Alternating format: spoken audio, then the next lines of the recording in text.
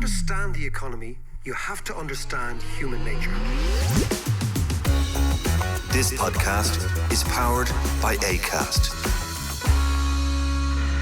How you doing there? It is time for the podcast. John is giggling away down the other end of the tube because I'm away on my... Well, I'm actually working, John. I'm not of course you're working. You're working, drinking wine. I can see the headlam. You want to see the head in this fella.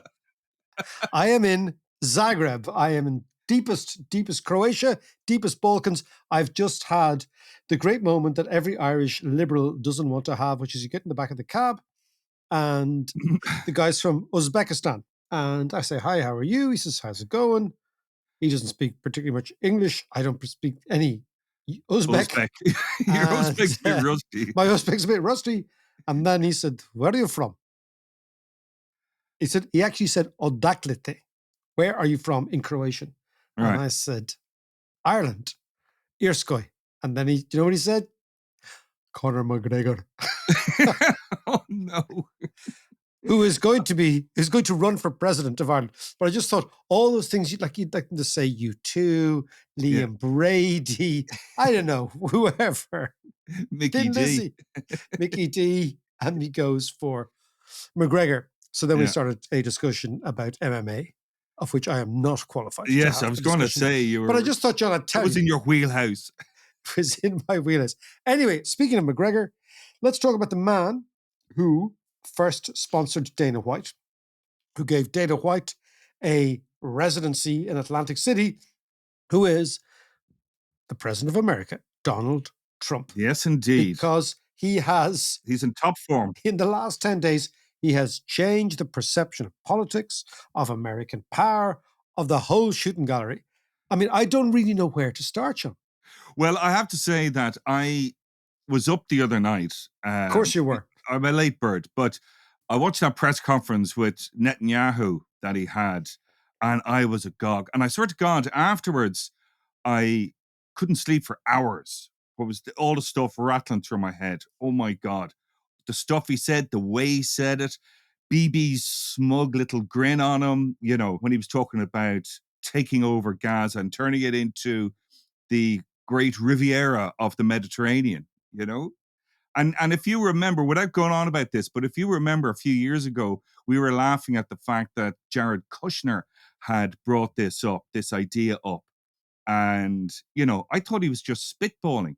But it just goes to show you they've been thinking and planning this for years. I know. They're kind of looking at Gaza like some sort of like a Spanish Harlem in 1978. Yeah. It's a turnaround opportunity for a developer. It's a sort of a gentrification opportunity for an American developer paid for. The interesting thing is they want to be paid for by the Saudis, policed by the US Marines, and a kind of a kickback to the Donald himself, right? Oh, so we know. Major kickback, yeah. So look, it's all fantasy. There's one interesting thing about Trump. For this Gaza, Canada, Greenland, Panama, tariffs, no tariffs, all that sort of stuff. Maybe for the first time in a long time, an American president is kind of being honest about America's real motives. So previous American presidents, John, always hid American power behind, you know, the ideas we're upholding the global liberal order, or we're protecting the sanctity of rule and law, or we're appealing to the ideals of the founding fathers, or the big one, we're making the world safe for democracy. Yeah. And Trump, in a kind of slightly refreshing way, kind of doesn't care about any of that. And he's saying, you know what? America's in it for what America can get out of it. And it's a transaction, and that's it. Yeah, but where he's not being transparent is he talks about America's in it for what America can get out of, but it's actually what he can get out of it. True, but also I think, you know, Netanyahu, there's one thing about Netanyahu, is that whether you like him or not, and most people hate him, he is a serious politician in the sense that he's serious about his business. Trump is not serious. And I think that why Netanyahu was smirking, and this is a very charitable interpretation, he's kind of looking and thinking, okay, this is a ratings op, this is a photo op. There's no way in the world that this is going to happen.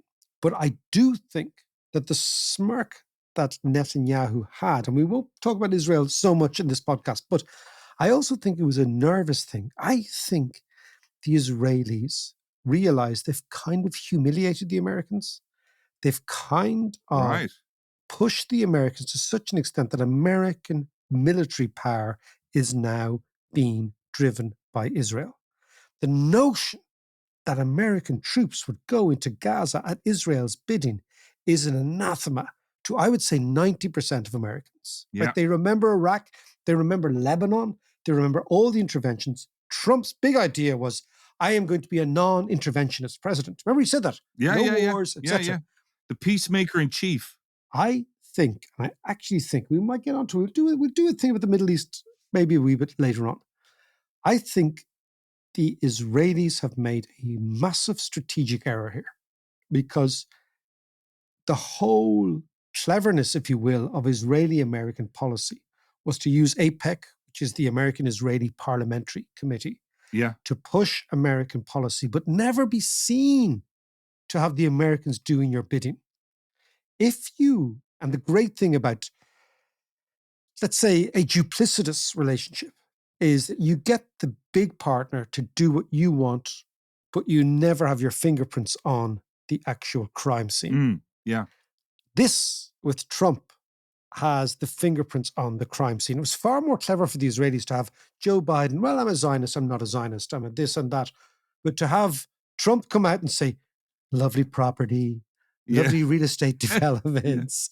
The American Marines will go in and do what the IDF should be doing, or could be doing, or might be doing. Or we're trying to do and we're unable Or we're trying to do, we're it. not successful. I Yeah. think it's a massive, massive mistake. And I think the Israelis know it. I think they've humiliated the Americans in front of their own people.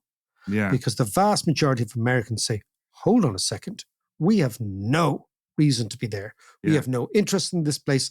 And you know what? It's not like, I know Trump don't think it's kind of an Atlantic City in the Med, right? Yeah. Yeah. Yeah. We're going to have MMA fighters. We're going to have my friend, my Uzbekistan friend. And we're going to have casinos and what all that. But Mike, there is a possible ulterior motive for Trump and his Gaza Riviera, and that is apparently there is a massive gas field called the Gaza Marine Gas Field, which holds about a trillion cubic feet of natural gas, and it's in Palestinian waters. That could be the ulterior motive for the Americans taking that over. Also, it could be money that could be used to rebuild Gaza by the Palestinians. But let's come back to that, because I wasn't aware of that at all, John. It's fascinating. I wasn't aware of that at all. Let's maybe come back to it in a later episode. The idea Cool. that there is wealth there that could actually be a stream of income that could pay for the redevelopment of Gaza. Let's come back to that. Yeah. But I think that maybe what we are dealing with is somebody in Trump. Now, we can go on and we can discuss it in the next podcast or two, who was so obsessed by ratings that he will do anything to garner attention. And last week it was Panama. And then it was Colombia, then it was Panama, then it was Canada. And we're going to talk to Evan Solomon, a Canadian, about what's going on with Canada. It's not going to be us next, the European Union, but it's all about attention. And the thing is, eventually people get fed up of somebody who is meant to be the president of the United States, a substantial, serious person looking for attention. There's a thing, John, did you ever hear of jumping the shark? No, go on. So last year at the Dalkey Book Festival, we had Henry Winkler, aka... Hey, the fans. Exactly. In 1977, when even you and I were very young, Yes. the 5th series of Happy Days, the ratings were slipping for Happy Days. And Henry Winkler... Love that program. I know you did. I never really got it. I used to actually hang out with all you lads after it on a Sunday evening. Yeah. I always thought, don't get this. But it was too edgy for you, Mac. It was far too. I was watching the big match with Brian Moore. But there was a thing called jumping the shark, which was that there was a scene where the scriptwriters wrote in this scene for the Fonz, where he actually, in real life, on a pair of jet skis, jumped over a live shark, right? Right, okay. And the notion was that this would enhance ratings enormously. But the real Hollywood insiders thought, okay, this is where the series now ends, because they've lost the sense of the DNA of the series. They've lost the sense of the character. It was just that moment where they're looking for ratings, but in actual fact, it's the moment where everything collapses. Now, I've got a sense that Trump is going to go through a Fonz moment, John, where he's going to say something so outlandish, like, as you said, waterfront properties in Gaza, Yeah. right? And we'll just move the people. We'll just move them, right? To Jordan. Yeah. It'll be so lovely. There'll be so many people. Everybody People will wants a love- nice house. Everyone's right. Okay. And whatever is going to be the next one, we're going to invade Greenland, right? Or whatever happens to be. Yeah. And the world will actually switch off. And he'll be in his own echo chamber on Truth Social. Now, of course, he'll always be news because he's American president. Yeah.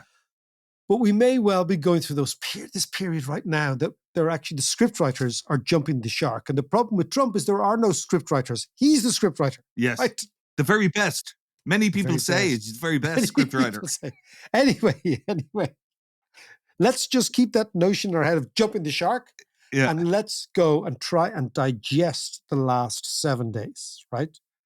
Just 7 days, not 7 months, not 7 weeks, not 7 years, 7 days. Yeah. John, let's go. I want to go to New York. I want to talk to one of Canada's most successful political affairs correspondents, economic correspondents, who's now working for the G0 media group in New York, a very, very brilliant media group. But he's Canadian, right? Yeah. And the Canadians have a gripe at the moment. Really nice neighbors, the best neighbors the Americans have had, and yet the Americans turned them. So let us go to New York, but with the Canadian, and talk to Evan Solomon. Evan Solomon, tell me, you are Canadian. I want to talk, Evan, about the last week or 10 days as a Canadian with respect to the United States with Trump. What has been going? What is the feeling in Canada? Well, first of all, is there room in Zagreb for more visitors? I think that's the first question. But you have to come. Yeah. As I said, I told John, I'm going to say it was a wee bit off air. I was trying to be cool, trying to be together, trying to be professional. But I've just gone from one of those lunches that has gone on for about 6 hours. So we're in the zone. If a lunch that requires that level of liquid is probably on the menu for many Canadians right now. Probably barrels of beer are being consumed in Canada, the beverage of choice, not to diminish Canadian wine, by the way. And I know you've had your share of wine in Zagreb. But look, it has been sobering because there's three things. There's the economic threat, which we can get into. Why the tariffs? Why a threat of 25% tariffs on Canada and 10% on China? How are we even in that world where your closest friend is getting 2x plus the punishment of your chief opponent and foe? Two, there's an emotional sense. Because you've been to Canada. And I live in New York now, but this is a sibling. Like, this is the longest undefended border. This is, we consume each other's culture. These are the best friends. This is allies. This is fighting together in Afghanistan, shoulder to shoulder in world wars, buying the same things, talking the same language, sharing cross-border, biggest trading relationship, all the cliches. And there was a sense of betrayal. How bad was that sense of betrayal emotionally? When Justin Trudeau was speaking about how Canada will retaliate, this was before the 30-day stay of execution that we are now under, the sort of Damocles that Canadians are under now. Justin Trudeau gave a pretty, now just this is a lame duck prime minister who is by the beginning of March will be gone, but he gave a pretty good speech, a very extraordinary speech saying, look, we don't want to do this. We are allies by geography and culture, but we don't want to be in this position, but we will retaliate and we will get into a trade war dollar for dollar with the United States. And he outlined what the counter tariffs would be, tariffs up to $155 billion. But I tweeted, and so I was on air commenting before on television and then after. And I tweeted out what he was saying. And I said, the sense of betrayal is palpable. That tweet has 5 million views. Wow. Wow. So to give you the sense, people were booing the American anthem at hockey games and basketball games. This never happens. Like this is like, when your friend says, I'm leaving, they run away from home, with your teenage buddy. And you're like, you can't escape. I'm never talking to my family again. I can't believe what they've done. And then you're getting a lot of that. And it was like, cool off. There's no avoiding the US-Canada relationship. Canadian politicians say we've got to diversify trade. Where? I mean, you can diversify. You can't do it. No, you can't do it. You can diversify a little, but what are you going to court China? No. So you're stuck together. And now I would just finally end with, this has been a radical reshaping of this relationship, trust. And trust has really been challenged. And the American, and this is not just Canada, but around the world, America, we are in the beginning, in my view, of the end of American soft power. That the era of soft power influence, culturally, development with USAID, where America's word is its bond, where allies lined up behind the American world order, that they built in their interest and for the benefit of the post-World War, and that they are now the chief arsonists of, which is remarkable. Who builds a system, functions under a system, and then burns it down? And there's a sense of disorientation, betrayal, and politicians have to keep all that emotion in check and realize, Donald Trump has gone from a transitional figure to a transformational figure, and they've got to figure out how to get over the emotion and reorient in what this new world looks like. Evan, before we talk about what the end of soft power means, let's talk about the tactics, the strategy, the Trumpian playbook. We push Trudeau reacts. My own sense is as a non-North American, and I want to talk about North America, because North America is a thing, and it's always been, for us, a reasonably homogenous bloc. We know Canadians walk around with the maple leaf in their backpack to say, we're not part of them, but we would see North America as broadly a large, unified, reasonably coherent bloc. What you're saying is soft power, American soft power is over. Let me just go back to the tactic. So he pushes down the tariffs, then he backs off. What does that tell you about Trump himself and the way in which this administration might operate? First of all, by the way, I'm asking for a friend called Ireland. Yeah. Well, a few assumptions. One thing we realize in the world, and Ireland knows this better than everybody, is there's no such things as monolithic blocks. That one of the myths of globalization is that we're all kind of broadly in agreement on not just big things, but small things. And the truth is, we may broadly agree on big things, but when you start poking at small things, and when I mean small, I don't mean unimportant. I mean the quotidian details of life, how we interact, how we socialize, what we care about, our values, our culture, our stories, our music. The lines of code in the instruction manual that culture is, those are really freaking different. Ireland's different than Wales, which is different than Scotland, which is different than England, and Canada's different. And by the way, within Canada, Alberta's different than Quebec, and Quebec's different than Ontario. So let's not first fall into like, we all watch the same TV shows. Everyone knows what Seinfeld is, so we're all the same. No. And Brexit was a real example of that, where people, you take for granted difference because you've made some broad agreement on monetary policy or something, Yeah. They just don't function like that. So Canada and the US are very different, even if they're great neighbors, great friends. And it's not just, Justin Trudeau made a mistake when he was on CNN last week, when he said, we define ourselves simply as not American. What? We have different language history, different cultural heritage. They have an identity forged in blood through both the Revolutionary War and the Civil War. We don't in Canada. So there's dramatic differences all the way. But broadly speaking, Donald Trump has decided that we don't agree on the small things and or the big things. Yes. That's the difference. That he says, by the way, it's not just that I respect your difference culturally. It's we no longer agree on the very agreements that I signed. Oh, 4 years ago, 5 years ago in 2020, I signed the new NAFTA, the United States, Mexico, Canada Free Trade Pact, the most free and fair trade pact you can imagine.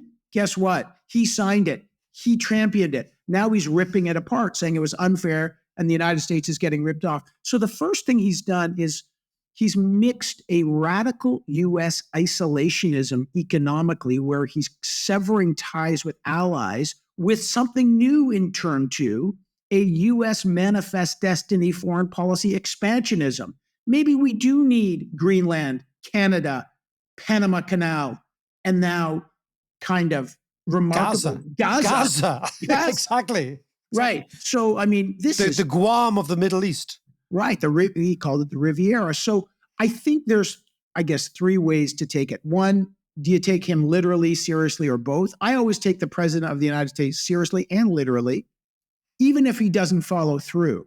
Two, you realize that he is interested in radical transformation and that he is not bound by previous conventions, treaties, or pacts. So you cannot, precedent doesn't matter.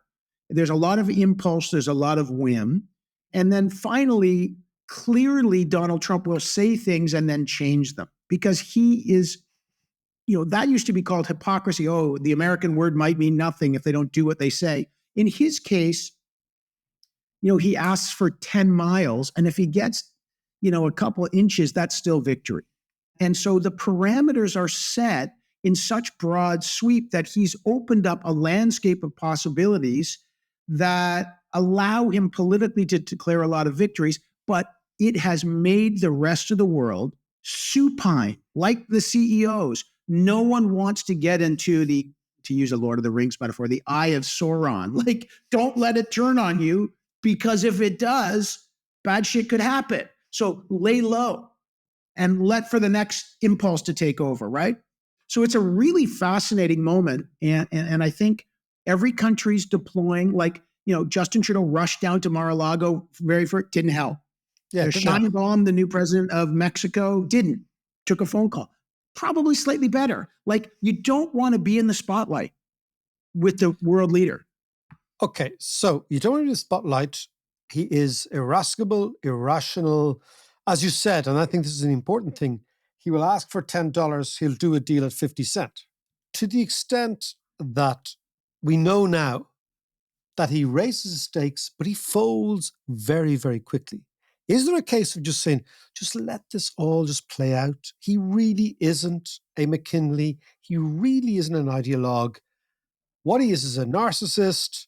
Narcissists need to be fed, to be humored, to be indulged, and just let it all play? Or do you think there's something more serious going on? Yeah, I don't agree with that fundamentally. And I think people that believe there's some simple psychological analysis that will lead strategically to a series of performative responses that will allay any chaos until he moves on to the next thing, Yes, are misguided in the sense that Donald Trump genuinely believes in tariffs. Let's focus on tariffs, because this is not a whim. This is a axiom. And I say this because the people he's appointed, like Pete Navarro, right, who genuinely believes in tariffs, and many in his administration who put tariffs in Trump 1 and had very little inflationary blowback, very little foreign policy blowback. In fact, those tariffs were kept by the Biden administration. Now he said, well, if 5% and 10% is good, 25% may be better. So there's a foundational belief that tariffs work. Now, I think he has a misguided view of that, about the inflationary pressure, the productivity losses, the blowback on it. But he believes it. And he believes it not only because ideologically he believes it, but he fundamentally needs to perform one thing: tax cuts. So in order for him to extend his 2017 tax cuts, which will cost the Treasury over 5 years about $7 trillion, and then increase more tax cuts, he's got to find revenue. And the only way he believes to offset it is to crank up tariffs. Now, how much will tariffs actually compensate? Almost nothing. Like, if he gets 300 to 500 billion dollars on tariffs, people say, wow, that's a lot.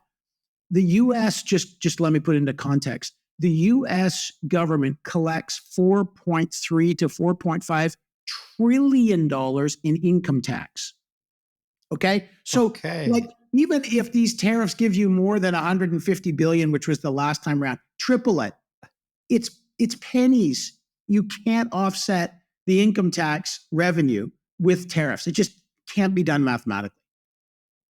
So you say he believes in tariffs, but there's no real upside for him except for throwing his weight around, in the sense that he ain't going to get the revenue. We know American industry won't respond for a long, long time, but we also know that the rest of the world, those of us listening to the Americans, will respond. And you know what? At 22% of global GDP, 4 or 5% of the world's population, you're not that big. You're actually not that big. So my sense, if I can redirect the conversation, with Canada, he backed down very dramatically. With Mexico, he backed down For very now. dramatically. Do- For do- now. For For now. now. For now. We are fully expecting some sort of tariffs now, in the next couple of days, whatever. The European Union is a lot bigger than either Canada or Mexico. In fact, it's a lot bigger than Canada and Mexico combined. It's got a larger population than the United States. And as a GDP, yes, we're falling, but we're still significant. To what extent do you think that he will just throw out tariffs to us and back down again? I think there's an element of it, and you've seen it. You saw a minor skirmish with Colombia. You saw the stay of execution for Canada and Mexico. You saw China only getting, quote, 10% only, but that's not it. That's because they're big. So there's a negotiating element to it. But first of all, we're 2.5 weeks in. So the idea that, he's back down and it's not going to come back, like, yeah, okay, fair point. Fair point. This is like, you and I walking around in Kilkenny. If you don't like the weather, wait 5 minutes. Like, it's going to change, right? So Yeah. I understand that. So I think people should not declare victory that he's back down, because on a dime, he could switch. I really genuinely believe tariffs are here to stay. And I don't know at what level. I think there's a lot of room to negotiate. But I do think there's a bigger message here. And we talked about the end of soft power. But this is just real quick. Trump is putting a bow on a complaint, and a genuinely and legitimate one that you probably know better than anyone, on the failures of globalization. That for many, many years, it was the right champion globalization, getting rid of, tariffs and trade barriers were the arch enemy. The left was like, no, we have to protect communities and local businesses. And the right won the argument. No, we've got to get together and we've got to lower barriers, and it's going to increase competitiveness and productivity, and it will not come at the expense of your culture. And they kind of won. The consequence, though, was they gutted their own factories in small towns, and everyone realized, wait, and now all of a sudden it's the right that's saying tariffs will work and we got to protect our own industries. And the left is like, no, wait, we need more globalization and less tariffs. Yeah, I know. Like, it's completely So it's flipped. crazy. It's flipped. It's flipped. So, but I do think Trump's, even if there's a meeting in the middle, that's not a terrible thing, because too much globalization did fuck too many people around. Let's Absolutely. just say it. But too many tariffs will screw your economy. And there is a middle ground here. And maybe the negotiation, of course, this is me being the optimist, but maybe we're negotiating towards a place where you don't get the whipsaw effect of populist anti-globalization and the conspiracy theories that come to it. And you don't get the small-minded protectionism that too many tariffs can finally lead when economies are crushed. So, this is where guys like you have got to say, all right, it's not just, fighting an ideological war when our compass is spinning from the left and right is nuts. Let's find a practical solution here. Okay, well, practical solutions may not necessarily be what you associate Trump with. And we may come back to this just before we go, but I want to ask you about what you said at the start, which is that American soft power, and John and I and everyone listening to this, when we were in the 1980s, we watched American rock and roll, and we really did watch it, and we really took our cue from the United States. I mean, you're America- still wearing your leather pants. I can. Well, not only am I wearing them, I'm wearing two of them. One is inside, Wow. one is outside. But that's a Balkan thing. That's an East European thing, man. But no, listen, so always the United States, the empire that is the United States, it's not a republic, it's an empire, had 4 or 5 potencies. It was military, it was political, it was USAID, it was rock and roll, it was culture, it was all that sort of stuff. What you said at the start, I find fascinating and a little bit terrifying. What you're saying is soft power is over. That means hard power is in. And American hard power is the power of the bully, the power of the military, and that's it. So what does that look like? You could probably hear hammering in the background, which I just want you to say, that's because that's hard power. We're building walls and tariffs, and you can hear the new America going up right now. I wrote a piece about this. When did American soft power end? I think what we're going to, and it's not over, of course, and let's not overstate it. American soft power culture and the ideals of America, which for generations have been challenged, are resilient and will maintain. But when did the kind of a transitional, an inflection point, a hinge moment in American soft power happen? It was at 3 a.m. on February 1st. I'm going to put a moment. You were still nursing off some kind of conversation hangover that you've had. And notice I just called it a conversational hangover. It's after 3 a.m. in America. I'm fast asleep in my coma-induced kind of way.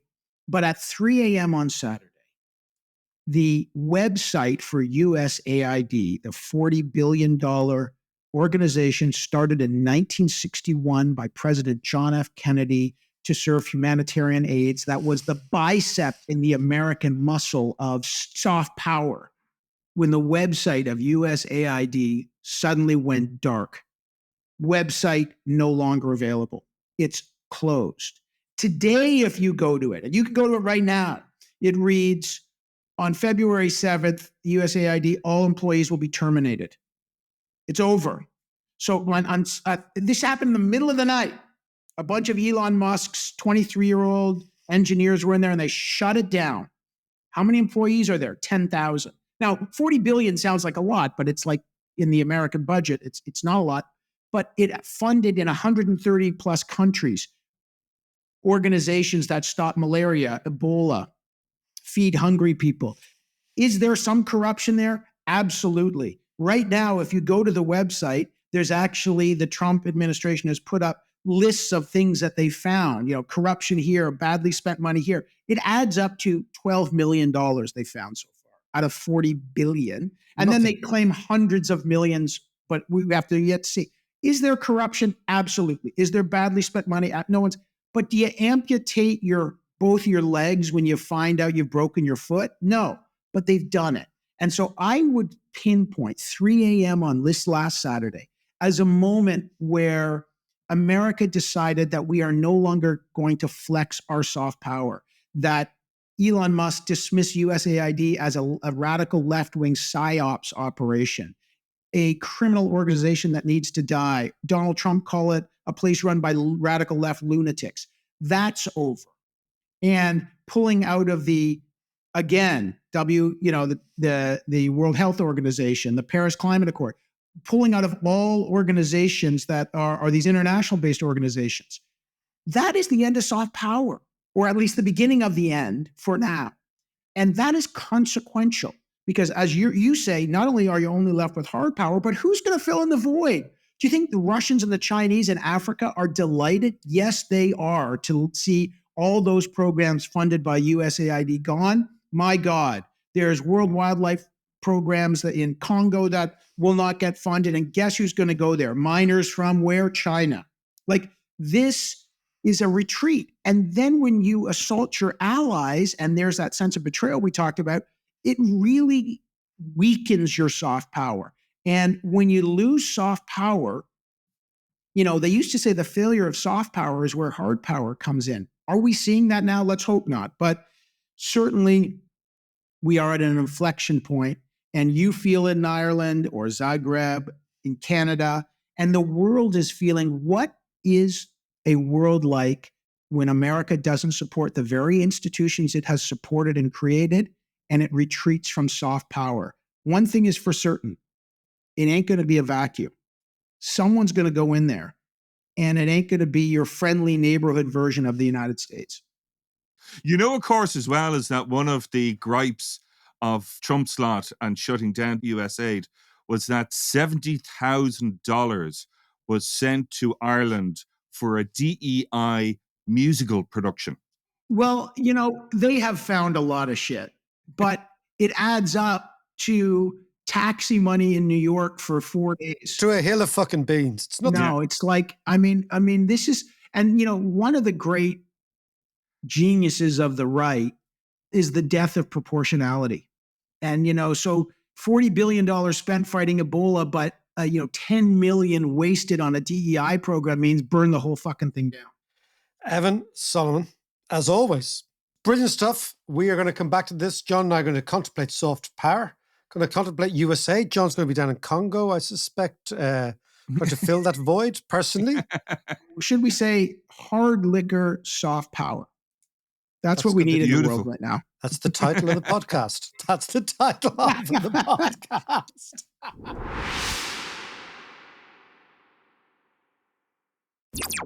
Oh, fascinating stuff. I mean, you know, when he was talking about trust there, I mean, he's so right about that. Trust is so hard-earned and easily lost. Yeah. And, you know, that could be where America is going. But do you remember you were talking on last week's podcast about McKinley, you know, start being the tariff president and stuff? The Napoleon of tariffs, John. The Napoleon of tariffs. But didn't he change his mind towards the end of his presidency, just before he was assassinated, on tariffs? And he started easing because he began to feel that there needs to be more trade integration globally. Yeah, McKinley did, and certainly his successor, Teddy Roosevelt did. Yeah. But remember, like, America was not that integrated into the world economy. It wasn't the largest economy in the world. It wasn't the biggest economy, all that sort of stuff. Right now, America is 4 or 5% of the global population, but 22% of global GDP. So its economic size is enormous. Yeah. But, you know, and maybe we should conclude here what Evan is saying, John, and this is the weird thing, is that America is now being run by somebody who has that slightly mafiosi worldview, which is you keep your friends closer than your enemies. Yes. Yeah. Right? And everything is transactional. And everything's transactional. And your friends are your friends until they're not. Yeah. And your enemies are always your enemy. So, you know, what do we say after a week, 10 days of this stuff, John? I'm not too sure. Well, we're on a roller coaster, Max, so strap in. Strap in, hold on, and you have somebody who's always had, as you know, vertigo. So roller coaster analogies do not do anything for me except freak the shite out of me. That's why you're on the what is it, the Malvisa? The Malvasia. I'm actually going back to the Malvasia. Good man. I'll talk to you later. That's the answer to everything. See ya.